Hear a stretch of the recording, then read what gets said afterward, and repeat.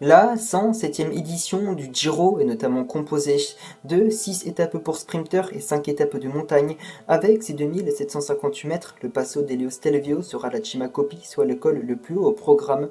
La 107e édition du Tour d'Italie, qui se disputera du 4 au 26 mai, se conclura, comme en 2023 à Rome, au terme d'une 3e semaine en haute altitude, avec notamment l'ascension du col du Stelvio et une redoutable avant-dernière étape. Pour résumer, la 107e édition du Tour d'Italie comprendra 2 contre-la-montre, le premier accidenté de 37,2 km, le second tout plat de 31 km. Un parcours équilibré selon le souhait des organisateurs, mais suffisamment éprouvant pour réussir à convaincre Tadej Pogačar d'y faire ses débuts en 2024.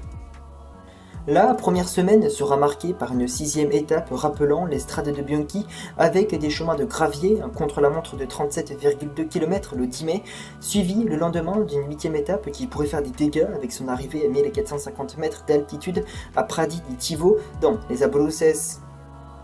La deuxième semaine se conclura par un second contre-la-montre de 31 km, prélude à un enchaînement redoutable de 3 étapes de montagne, 15e étape 220 km avec l'arrivée à Livigno, 16e étape avec l'ascension du col du Stelvio de 1758 mètres placé toutefois à 150 km de l'arrivée, et 17e étape dont l'arrivée sera jugée au col Broccone avec des portions à 11%, 1616 mètres.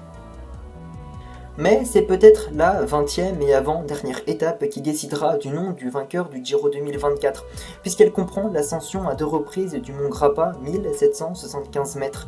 L'arrivée aura lieu comme cette année dans les rues de Rome, le 26 mai. Les coureurs en lice devront parcourir un total de 3319 km, avec 4 étapes de plus de 200 km, un dénivelé total de 42 900 mètres, contre 51 400 en 2023, soit une baisse de 20%, a précisé le patron de l'épreuve.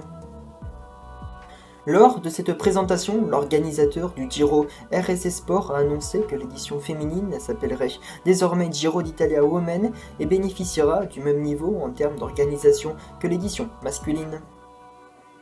Avec seulement 4 étapes longues de plus de 200 km, mais surtout 7 proposant moins de 170 km aux coureurs, ce Giro 2024 s'offre une identité singulière sans rompre avec les traditions.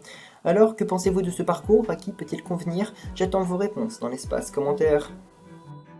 Voilà, c'est la fin de cette nouvelle vidéo d'actualité cyclisme qui parlait du parcours du Giro 2024. J'espère qu'elle vous aura plu. Si c'est le cas, comme d'habitude, pensez au pouce bleu et à l'abonnement. Et moi, je vous invite également à aller voir le premier épisode de la toute nouvelle série, Les Portraits Mythiques. On parle notamment de la légende slovaque, Peter Sagan. Allez, salut, à bientôt.